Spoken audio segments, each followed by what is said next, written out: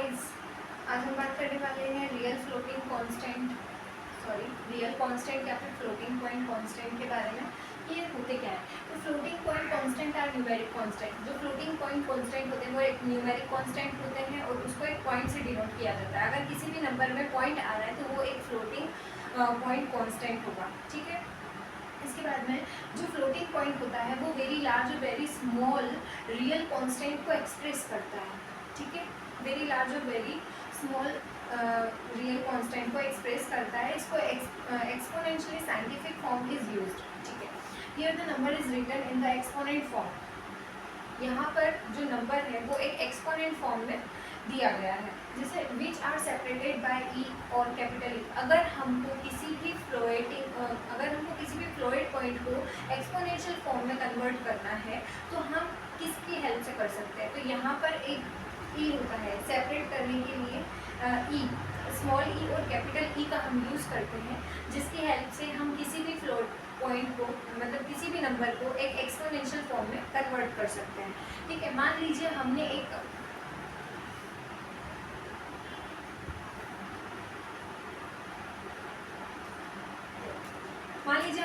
Number लिया 18 लाख। हमने एक नंबर लिया, ठीक है। अब हमको इस नंबर को एक एक्सपोनेंशियल फॉर्म में कन्वर्ट करना है। तो एक्सपोनेंशियल फॉर्म में कन्वर्ट करने के लिए हमको दो चीज़ें लगती है। पहला क्या? मैंटिसा और एक्सपोनेंट। मैंटिसा और एक्सपोनेंट को अलग अलग सेपरेट करने के लिए हम ई का यूज़ करते हैं। ठीक है, जिससे वो एक जो नंबर होता है वो एक एक्सपोनेंशियल फॉर्म में कन्वर्ट हो जाता है। अब हम देखते हैं कैसे। ये हमारे पास में एक नंबर है 18 लाख, इसको हमको एक एक्सपोनेंशियल फॉर्म में कन्वर्ट करना है, लेकिन सबसे पहले हमको ये देखना पड़ेगा कि इसमें मैंटिसा क्या है। तो यहाँ पर जो स्टार्टिंग का ये नंबर है ये 1.8, ये एक मैंटिसा है। ठीक है, अब इसमें कितने नंबर है, कितना काउंट कर सकते हैं? इस 1 को छोड़कर जितने भी नंबर है काउंट करते हैं। 1 2 3 4 5 6, कितने हैं? 6। तो बीच में हमने लगाया ई और यहाँ पर 6। तो हमने क्या बात करी थी कि मैंटिसा और एक्सपोनेंट को अलग मतलब सेपरेट करने के लिए हम बीच में ई का यूज़ करते हैं। तो मैंटिसा और एक्सपोनेंट को हमने सेपरेट कर दिया और बीच में हमने ई लगा दिया। तो ये क्या हो गया? मैंटिसा, ये हो गया एक्सपोनेंट, और ये बीच में सेपरेट करने के लिए ई का यूज़ करा है। तो ये क्या बन गई? एक एक्सपोनेंट फॉर्म बन गई। तो ये होता है एक्सपोनेंट फॉर्म में जो फ्लोट नंबर होता है, एक नंबर होता है, उसको हमको एक्सपोनेंशियल फॉर्म में कन्वर्ट करना होता है। तो उसकी एक इजी सी प्रोसेस ये है।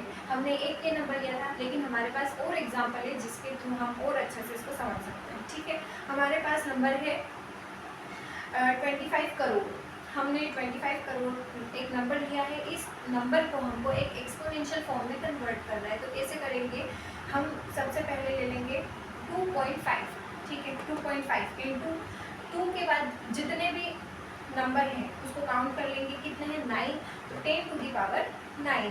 अब इसको हमको एक्सपोनेंशियल फॉर्म में कन्वर्ट करना है। तो कैसे करेंगे? 2.5 ई और 9। यहाँ पर 2.5 क्या है? मैंटिसा, और 9 क्या है? एक एक्सपोनेंट है। ठीक है, तो मैंटिसा और एक्सपोनेंट को सेपरेट कौन करता है? ई करता है। ई की हेल्प से हम मैंटिसा और एक्सपोनेंट को सेपरेट करते हैं। तो क्या बन जाता है? एक एक्सपोनेंशियल फॉर्म बन जाती है। ठीक है, और हाँ, एक बात ध्यान रखना, जो मैंटिसा होता है, मैंटिसा रियल नंबर और इंटीजर दोनों को रिप्रेजेंट करता है, लेकिन जो एक्सपोनेंट होता है वो सिर्फ एक इंटीजर, पॉजिटिव और नेगेटिव इंटीजर को ही रिप्रेजेंट करता है।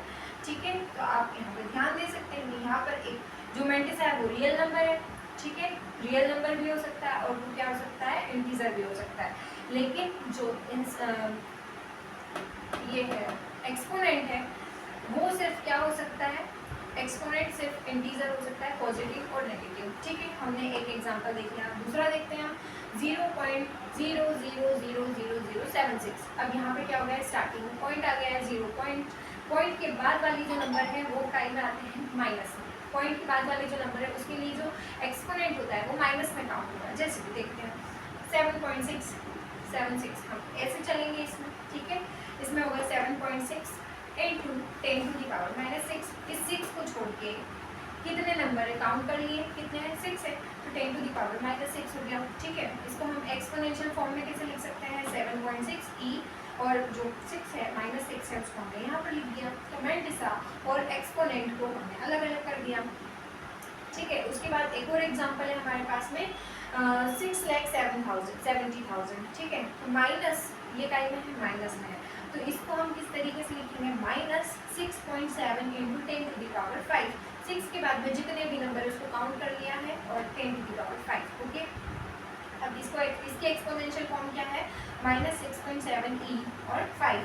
हाँ, एक बात और, जो e होता है सेपरेट करने के लिए हम कैपिटल ई का भी यूज़ कर सकते हैं और स्मॉल ई का भी यूज़ कर सकते हैं, दोनों ई का यहाँ पे यूज़ किया जा सकता है। ठीक है, अब यदि जो फ्लोट पॉइंट होता है वो डबल टाइप का होता है ना।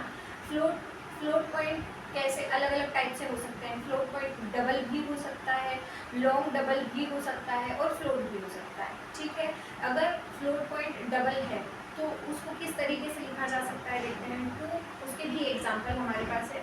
सबसे यहाँ पर 2.3e5 एक एग्जांपल के थ्रू बताया है। ठीक है, मोटा मोटा अंदाजा।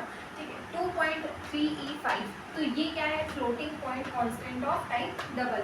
तो ये फ्लोटिंग पॉइंट का कौन सा टाइप है, डबल टाइप का है। ये फ्लोटिंग पॉइंट का कौन सा है, डबल टाइप है। अब हमारे पास में क्या है, एक और नंबर है 2.4e - 9l। अब यहाँ पे आप सोच रहे होंगे l क्यों लगाया है, l इसलिए लगाया है कि हम जो फ्लोटिंग पॉइंट के जो टाइप है उसको हम आसानी से रिप्रेजेंट करते हैं ताकि सामने वाले को अच्छे से समझ आए। लॉन्ग डबल को रिप्रेजेंट करने के लिए हम लास्ट में स्मॉल एल या फिर कैपिटल एल का यूज़ कर सकते हैं। ठीक है, इंटीजर के बाद में जो एक्सपोनेंट होता है, एक्सपोनेंट के बाद में हम लॉन्ग या लॉन्ग स्मॉल एल या कैपिटल एल का यूज़ कर सकते हैं। जैसे 2.4e - 9l, 2.4e - 9l। ठीक है, तो ये क्या है हमारे पास में, floating point constant of type long double. तो ये फ्लोटिंग पॉइंट का कौन सा टाइप है, लॉन्ग डबल टाइप है। ठीक है, उसी तरीके से यदि floating point constant of type float, जो फ्लोटिंग पॉइंट है फ्लोट टाइप का, अगर आपको उसको रिप्रेजेंट करना है तो उसके पीछे आप f लगा सकते हैं, स्मॉल f या फिर कैपिटल F का यूज़ कर सकते हैं। तो ये रियल कांस्टेंट और फ्लोटिंग पॉइंट कांस्टेंट का बहुत ही इजी सा एग्जांपल था। आपको समझ आया होगा। Thank you.